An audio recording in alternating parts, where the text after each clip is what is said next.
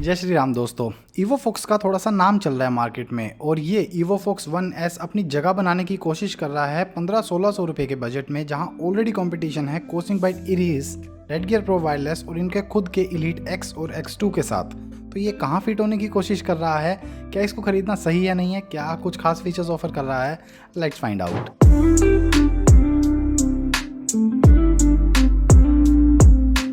सबसे पहले box content देखिए तो यहाँ पे मिलते हैं कुछ ब्रांड स्टिकर्स, एक यूज़र मैनुअल जिसको पढ़ने की नीड है क्योंकि इसमें बहुत सारे बटन कॉम्बिनेशंस पे बहुत सारे फीचर्स हैं जिनके बारे में हम आगे एटलीस्ट मेन वाले तो कवर कर ही देंगे क्योंकि बहुत ज़्यादा है। देन द कंट्रोलर इटसेल्फ, जिसको पकड़ के निकालने की कोई जगह नहीं है तो एक बार इसको साइड पे रखते हैं।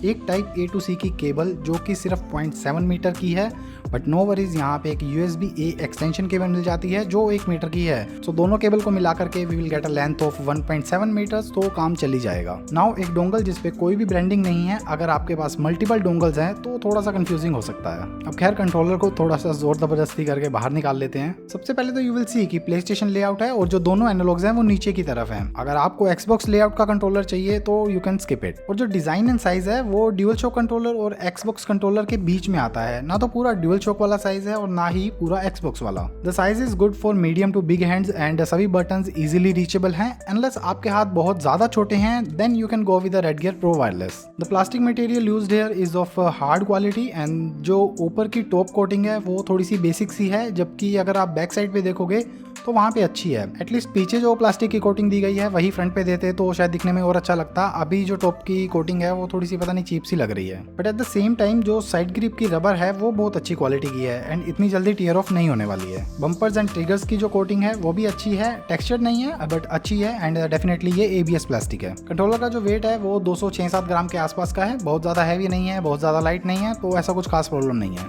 अब इस कंट्रोलर में कोई भी लाइटें शाइटें आपको देखने को नहीं मिलेंगी और इवन जो ABXY के बटन हैं उनके ऊपर भी लेटर्स जो हैं वो प्रिंटेड हैं, लाइक वाई एटलीस्ट, या थोड़ा एनग्रेव्ड ही दे देते जैसा ब्लिड्स में देखने को मिलता है, थोड़ा अच्छा लगता है।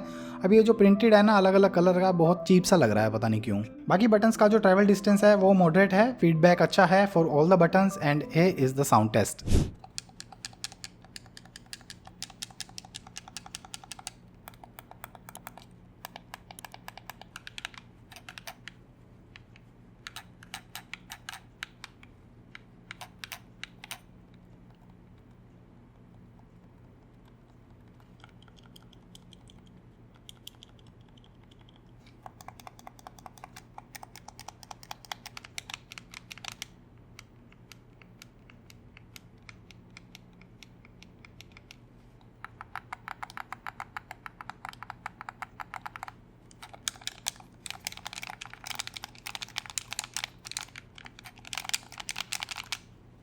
अब वन ऑफ द खास फीचर्स यहाँ पे होल सेंस मैग्नेटिक जॉयस्टिक्स हैं जो पोटेंशियोमीटर ड्रिफ्ट को एलिमिनेट कर देते हैं and no need for any physical contact with the joysticks, जहाँ ओवर टाइम आपको ड्रिफ्ट इशू डेफिनेटली देखने को मिल ही जाता है लगभग सभी कंट्रोलर्स में। तो यहाँ पे आप प्रिसीजन टेस्ट में भी देख ही सकते हो, जो एरर रेट है वो भी काफी मिनिमल है which is good. Story games में, रेसिंग गेम में अच्छा परफॉर्म कर जाएगा, कॉम्पिटेटिव गेम्स में भी कर सकते हो, बट आई बिलीव कि कॉम्पिटेटिव गेम्स में ना जायरो का होना थोड़ा ज्यादा इंपॉर्टेंट होता है आई थिंक। तो आप लोगों को क्या लगता है तो कॉमेंट में जरूर बताना। बाय द वे इस प्राइस पे जायरो देखने को मिलता भी नहीं है। अब जो LTRT के ट्रिगर्स हैं ये 18 से 20% के बाद इनपुट स्टार्ट करते हैं, वही प्रॉब्लम जो इरिस में भी देखने को मिलती थी। और इन गेम में जो इनपुट है वो उससे भी ज्यादा लेट स्टार्ट होता है, अराउंड 25 to 30% आप इसको प्रेस करोगे उसके बाद गेम के अंदर इनपुट जाता है। अब यही प्रॉब्लम मुझे कोसिंग बाइट इरिस में भी देखने को मिली थी, बट वहां पे तो इन गेम में 50% के बाद इनपुट ले रहा था, ये एटलीस्ट 25-30% के बाद ले रहा है। अब जनरली इस प्राइस पे ना खासकर ये प्रॉब्लम देखने को मिलती है विद मैकेनिकल ट्रिगर्स। अगर आप लोग मैग्नेटिक ट्रिगर्स देखोगे तो वहाँ ये चीज़ डेफिनेटली थोड़ी सी बेटर हो जाती है और आपको इन गेम में और ओवरऑल जो है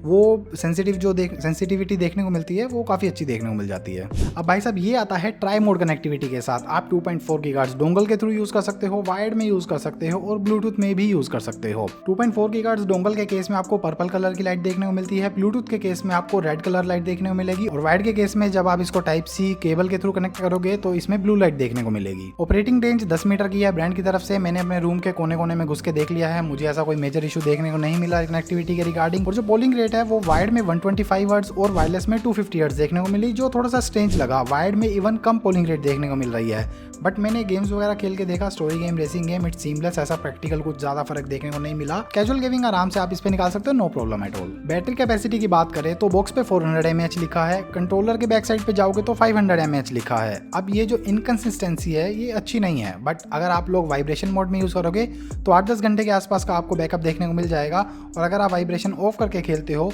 तो आराम से 12-13 घंटे आपको मिल जाएगा विद नो इश्यूज। और चार्ज की बात करें तो चार्ज करने में अराउंड 2 घंटे के आसपास का टाइम लग जाता है, अगर आप पीसी पे USB 3.0 के थ्रू चार्ज करोगे या एक सेपरेट चार्जर के थ्रू चार्ज करोगे। उसके अलावा इसके अंदर ऑटो स्लीप का फीचर मिल जाता है, तो 5 मिनट अगर आप इसको कोई भी यूज नहीं करते हो तो ये ऑटोमेटिकली बंद हो जाता है। बटन्स कॉम्बिनेशन इसके अंदर बहुत ज्यादा देखने को मिल जाते हैं, बट सबसे पहले हम लोग बात कर लेते हैं कनेक्टिविटी मोड्स के लिए। और कनेक्टिविटी मोड्स में डिफरेंट मोड्स में स्विच करने के लिए आपको हमेशा पहले कंट्रोलर को ऑफ करना पड़ेगा, और उसके बाद जब उसको स्टार्ट करना है तो इन कॉम्बिनेशंस के साथ करना है। अगर आपको एक्स इनपुट मोड पे जाना है पीसी पे यूज करने के लिए तो आपको लेफ्ट बम्पर को होल्ड करना है 2 सेकंड के लिए, और उसके बाद होम बटन को प्रेस कर देना है। जैसे ही आप ये करोगे उसके बाद आप देखोगे कि यहाँ पे पर्पल कलर की लाइट चल जाएगी, और ये अभी एक्स इनपुट मोड में चल रहा है। डी इनपुट मोड में शिफ्ट करने के लिए आपको क्या करना है, वापस इसको बंद कर देना है, और उसके बाद वाई बटन को होल्ड करना है 2 सेकंड के लिए, और फिर आपको होम बटन दबा देना है। उसके बाद आप देखोगे तो लाइट पिंक कलर की यहाँ पे लाइट चलेगी, तो अभी ये डी इनपुट मोड में चला गया है। उसके बाद अगर आपको ब्लूटूथ के थ्रू कनेक्ट करना है मोबाइल से, लेट से एंड्रॉइड पे आपको कनेक्ट करना है, तो उस केस में आपको ए बटन को होल्ड करना है 2 सेकंड के लिए, फिर आपको होम बटन प्रेस करना है, और यहाँ पर ग्रीन लाइट मिलेगी, तो अभी ये एंड्रॉइड HID मोड में है, और उसके थ्रू आप जो है एंड्रॉइड से कनेक्ट कर पाएंगे। इसके अलावा अगर आपको किसी और ब्लूटूथ डिवाइस से कनेक्ट करना है जहाँ पे लेट से कोई एंड्रॉइड डिवाइस नहीं है बट स्टिल ब्लूटूथ डिवाइस है, तो वहाँ पे उस केस में आप लोग को बी बटन और होम बटन को यूज़ करना है। अब प्ले स्टेशन तो मेरे पास है नहीं है, खैर उस मोड में तो मैंने चेक नहीं किया। डी पैड 8 डायरेक्शनल 4 डायरेक्शनल दोनों ऑप्शन मिल जाते हैं। स्विच करने के लिए आपको ई प्लस में डी पैड अपर बटन को 3 सेकंड के लिए होल्ड करना है, उसके थ्रू आप लोग जो है 8 डायरेक्शनल और 4 डायरेक्शनल इनपुट में चेंज कर पाएंगे। किसी भी बटन पे टर्बो असाइन करने के लिए आपको सिंपली क्या करना है, टर्बो बटन को होल्ड करना है, और साथ में आपको जिस बटन पे असाइन करना है वो बटन प्रेस कर देना है। ये करने के बाद आप उस बटन को प्रेस एंड होल्ड करोगे तो वो रैपिडली वहाँ पर एक्शन चलता रहेगा। अब उसके बाद अगर आपको उस बटन को प्रेस भी नहीं करना है, आपको खुद से चाहते हैं कि वो एक्शन अपने आप चलता रहे बिना बटन को प्रेस किए, तो आप उस पर ऑटोमेटिक टर्बो असाइन कर सकते हो। उसके लिए आपको सेम चीज़ दोबारा से कर देनी है उसी बटन पे, तो वहाँ पर ऑटोमेटिक टर्बो एक्टिवेट हो जाएगा।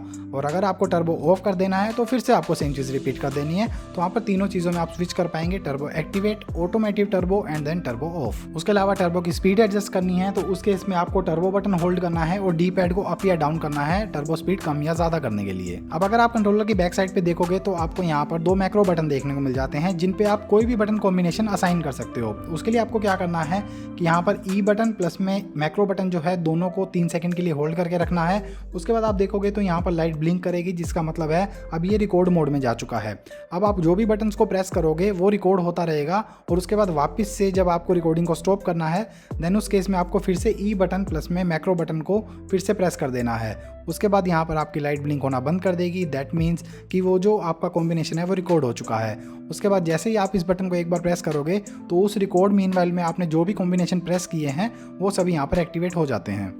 दोनों बटन पे आप सेम चीज फॉलो कर सकते हो। कुछ भी उल्टे पुल्टे मैक्रोस लग गए हैं और मैक्रो को अगर आपको डिलीट करना है तो इन दैट केस आपको ई बटन को 5 सेकंड के लिए होल्ड करना है, वाइब्रेशन होगा कंट्रोलर पे और आपके मैक्रोस क्लियर हो जाएंगे। और अगर कुछ टर्बोस गलत एक्टिवेट हो गए हैं तो आपको टर्बो बटन को 4-5 सेकंड के लिए होल्ड करना है, वाइब्रेट होगा तो आपके सारे टर्बोस भी क्लियर हो जाएंगे। आई बिलीव हम सब चीजें ऑलरेडी कवर कर चुके हैं। Now let's talk about the goods and bads in this controller. तो सबसे पहले आपको 1600 रुपए के प्राइस पे ये देखने को मिल जाता है ट्राई मोड कनेक्टिविटी के साथ, जो कि यूजुअली देखने को नहीं मिलता है।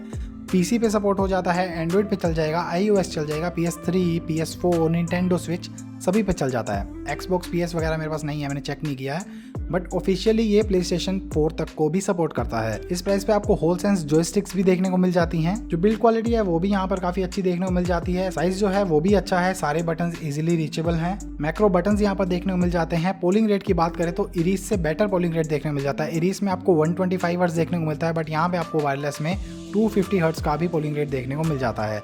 स्टिल अगर आप इसको कंपेयर करोगे तो यही चीज़ बैड में काउंट हो जाती है, जहाँ आप ब्लिट्स में देखोगे तो 2000 रुपये में ब्लिट्स भाई आपको 1000 हर्ट्ज की पोलिंग रेट देता है। वहीं इस कंट्रोलर में आपको कोई RGB देखने को नहीं मिलती है, जो सब्जेक्टिव है, किसी को अच्छी लगती है, किसी को जरूरत है, किसी को नहीं है। टॉप पे जैसा कि मैंने बताया जो कोटिंग है वो थोड़ी सी बेसिक सी है। अगर आप इरीस में देखोगे तो एटलीस्ट इरीस में वो चीज अच्छी देखने को मिल जाती है। एक्शंस बटन्स अगर आप देखोगे वो थोड़े से दिखने में चीप लगते हैं with that printing, and I believe कि यार इनग्रेव्ड हो सकता था। ट्रिगर्स जो है वो यहाँ पर मैकेनिकल हैं, 18-20% प्रेस करने के बाद जो है गेम में इनपुट स्टार्ट करते हैं, बट इरीस से तो एटलीस्ट बेटर है भाई। इरीस तो 50% के बाद इनपुट लेता है। ओवरऑल इवोफॉक्स 1X इरीस से काफी मामलों में बहुत ज्यादा अच्छा है, बट इसका जो लेआउट है वो प्ले स्टेशन स्टाइल का है। अगर आप एक्सबॉक्स के लेआउट से आ रहे हो तो आपको स्टार्टिंग में बहुत ज्यादा परेशानी होगी, जैसे कि मुझे भी हुई थी, तो वो चीज आप जरूर ध्यान में रखना। अब ये प्ले स्टेशन लेआउट के साथ जरूर आता है, but audio jack, gyro, track pad ऐसी चीजें आपको डेफिनेटली देखने को नहीं मिलेंगी इसके साथ, क्योंकि यार प्राइस भी तो देखो। बट अगर आप अपने बजट को थोड़ा सा बढ़ा सकते हो, 2000 रुपए तक जा सकते हो, तो Cosmic Byte Blitz is the best controller you can get around 2000 rupees,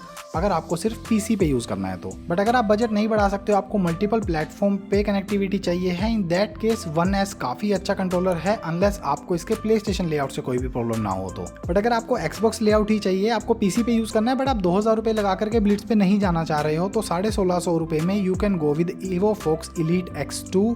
cosmic Byte Ares मत खरीदना। कॉस्मिक बाइट इरीज में जो जॉयस्टिक्स का एवरेज एरर है वो काफ़ी ज़्यादा है, एंड ऑल्सो जो ट्रिगर्स हैं वो भी मैंने बताया कि भाई इन गेम में 50% के बाद इनपुट लेते हैं, तो उससे ज़्यादा अच्छा तो आप एलीट X2 के साथ जा सकते हो। बट डेफिनेटली इरीज में आपको build quality, looks, size and shape जो है वो डेफिनेटली अच्छा देखने को मिलता है, और वो दिखने में थोड़ा सा अच्छा लगता है, एंड इन हैंड फीलिंग उसकी काफ़ी अच्छी है। But still I will recommend कि यार आप 2000 रुपये खर्च लो, जहाँ आप 1500-1600 रुपये का कंट्रोलर ले रहे हो ना, 2000 रुपये लगा लो।